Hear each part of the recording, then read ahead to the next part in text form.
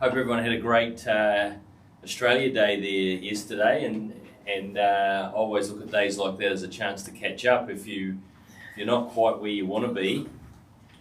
Sorry, just fixing the camera. If you're not quite where you want to be in your business, then having those extra days is a great chance to catch up.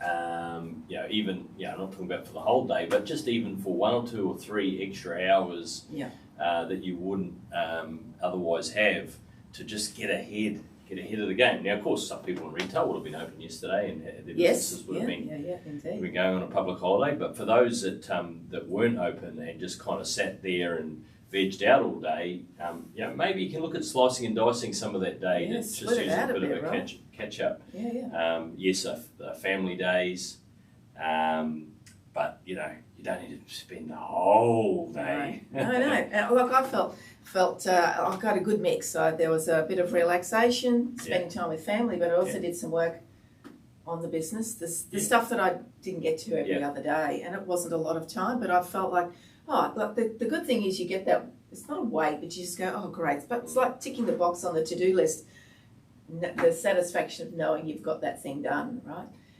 And you got to find the time to make it work so that you can get these things done. Yeah, no, absolutely. It's a good chance to catch up and get ahead, and get a little bit closer to the goals that you want. Those are the days that make the difference.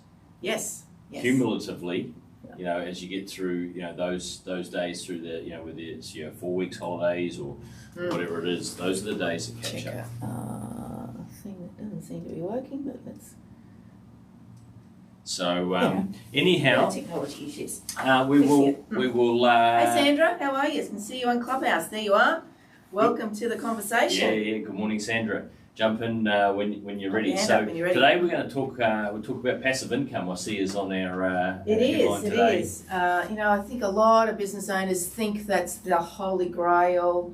That's where they've got to aim for. But you and I have definitely got some thoughts about, well, what should you do first? What should you be doing before you put it in your goals, dream big, but what's your first tip that people should be thinking about before they go down that path? Well, I mean, passive income is super important because we all need money, and passive income being that you're deriving a form of income that you are not necessarily having to exert all any effort towards that income coming in. So what that is building up. Like, you can't just wake up and decide I want passive income and then I'll do that's it. I'll just sit back and relax. You do need to be able to obviously accumulate some wealth at some point in time, or some effort, some investment in certain areas to ensure that you can accumulate that passive income. Now, I think a great way to do that is having a medium to large sustainable business with a structure. And people say, I want to get out of my business and I want to go and get this passive income. Well, it's right there under your nose many times. Yes. So, but what it is you've got to come up with the goal, what size that business needs to be to be able to support you in some kind of passive way. Now, passive, let's not go into any illusion here. Like, passive is never completely passive. No, it still needs work. Whether that's whether that is a business, whether that is a property. Whether it's other forms of investments, they always require some kind of research, some kind of balance and checks, some kind of making sure that you've got the right managers in place doing that. Like whether that's a share portfolio, whether that's a property portfolio, or whether that's my favourite, a business portfolio. So, but as a business owner, you shouldn't be starting to look away from your business necessarily. Look at how can I grow my business? Put a great structure in place where it requires, minimal from you, but still will be able to pay you. So what the number of things that come to mind when you speak about those. You need to have a plan. We've spoken at length about that. It also requires that you've got some systems, for want of a better word, even if it's a property portfolio or shares or a business, as you suggest. All of the above. Or any of those things. It needs a system so that have you got somebody managing it? Are you tipping in, looking at it, looking at your metrics? We also speak about that. that you need to do that each month. So it's not a set and forget. And I think that needs to be really clear for our business owners who are listening now or in the future. It's not a set and forget. It's a great thing to aspire to. You know, utopically, what if your passive income covers all your operating costs and you are still got other things that you can do in the business that then you can spend time on and effort whilst keeping an eye on this passive income piece, right? Yeah, look, I mean, as I say, overall, it's about, it is about getting that goal there in place. And actually believing that you can do it, and that's what, I'm a firm believer that anyone, particularly anyone born in a democratic first world Western country, very, very, it's very, very possible. But where the biggest thing where people fall down is they become impatient. Yes. And this is something that I talk to my kids about all the time. Is you've got to be patient. Like as Joanne well knows, I'm impatient with the best of them in the micro, yes. But in the macro, in the big picture where I want to go, I'd say I'm super patient. Know that it takes time. Because I trust the process that I'm going to get there, which is something that I've had for a long time. Like, as a young kid at 10, 12 years old, like I always had the ambition of where that wants to be, but I also knew that I wasn't the cleverest cookie around, and that it was going to take discipline, and it was going to take patience and persistence, all of those things. But I did have a plan to work towards that. Yeah.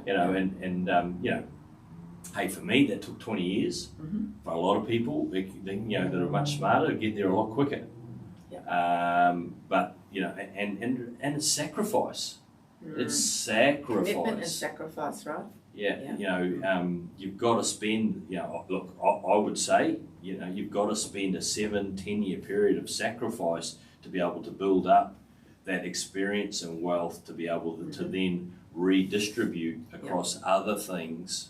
You can't just decide I want passive income today and then next year it's all there. Like, hey, maybe there's some super clever people out there, but I'm just talking about for average Joe like myself, to be able to get these goals. You've got to have a sacrificial period, and that could be time.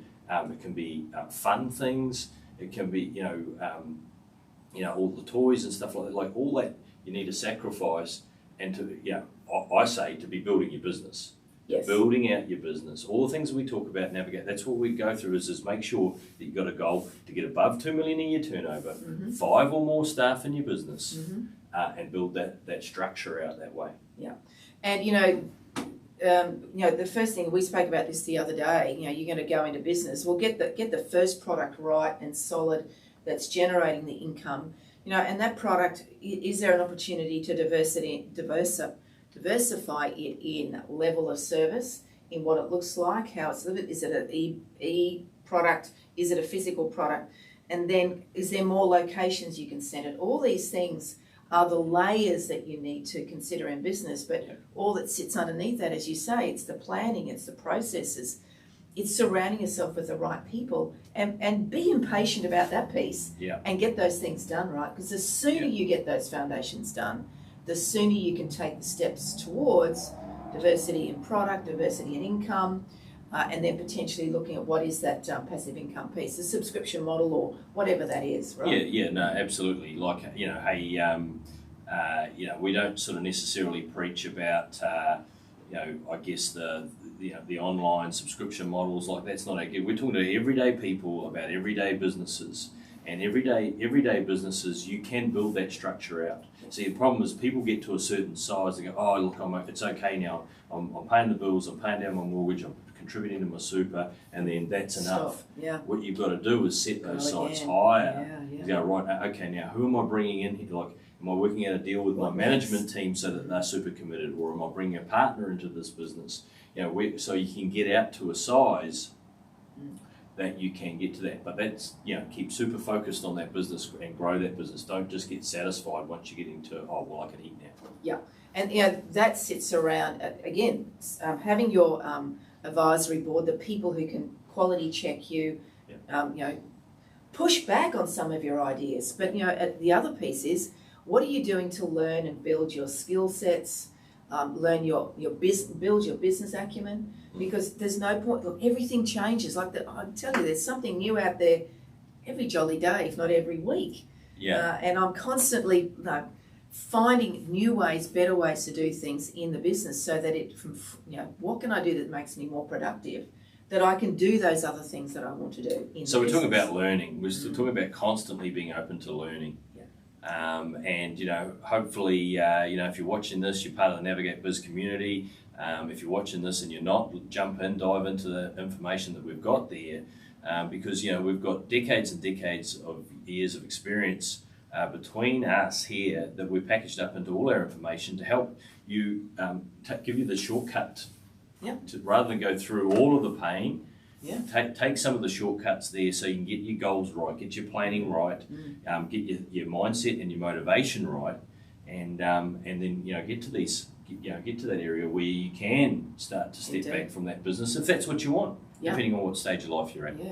And just imagine, like, if as Nick alluded to, we've been through decades and many businesses, different types of businesses, successes and not great successes. So we've learned all those things. So what would your business look like if you had what we have collectively acquired over those years? If you had those 5 years ago when you started your business, what would your business look like today if you knew those things? So that's why we're sharing, because we want to make sure that you can take some, not shortcuts, but some smoother paths in the business growth for your business, right?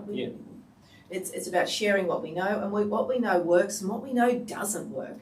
And it's across industries. Like if you look at my current portfolio of businesses, I've got businesses in mining, I've got businesses in energy, I've got education, I've got an education business, I've got e-commerce business, I've got finance businesses, I've got tech companies, like all of these things. And if I wake up tomorrow and decide that I'm not going to contact any of those people there, they still tick away. Continue on. Because they're all, I've got management teams and I've got partners, I've got other stakeholders in those businesses, because they've all individually grown out over time. But that's something for me has been a lifelong journey.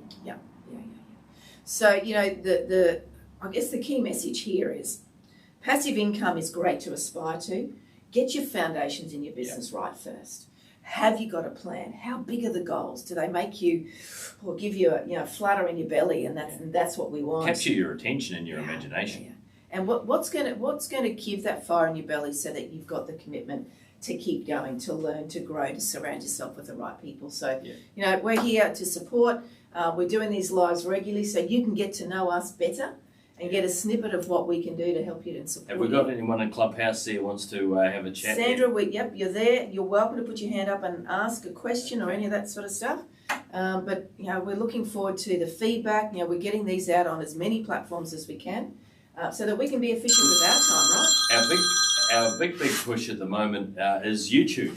We need to get to 1,000 subscribers on YouTube. We've got a ways to go. So if you're watching this, if you could please jump into YouTube and subscribe to our Navigate Biz YouTube channel. If you're not already aware of it, well, firstly, if you have already seen it, please jump back in and subscribe. It's not, if I can ask that. And if you're not aware of it, just jump into YouTube, look for search Navigate Biz, NAVIG8BIZ, and go in the search, jump in there, and please press the little bell icon and subscribe.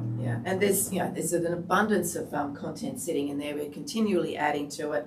So this is a great way for you to get to be exposed to a bunch of our content that will help and support you, and it's been it's building every day. So if you're looking for coaching, mentoring, a way forward, some motivation, something different, if you're looking for some spark, it's a super simple way. Jump in that YouTube channel, and you get the information on the topics that you need to help grow your business and get those goals up to where you need to be, and the pathway to be able to do that. And of course, don't forget to check out the BizFlix channel. Yes, indeed. Something a little bit extra. That's right. A bit like Netflix, but only better. We're there. It's your subscription model to get your on-demand business coaching, and there's no other platforms out there like that today. And there's short, snappy videos that you can watch from Nick and I across all facets of business. So, this is your easy entry into business coaching. Be exposed to what that looks like and what it can do for your business. So jump into BizFlex. Indeed. So help us out. Subscribe in YouTube, and have a great day, everybody. I hope you had a fantastic Australia Day yesterday. and we will see you. We'll Monday. see you on the other platform. We'll see you on Clubhouse on Friday tomorrow morning, and we'll do another live on all the social channels on Monday. Catch you then. Have a good one. See ya.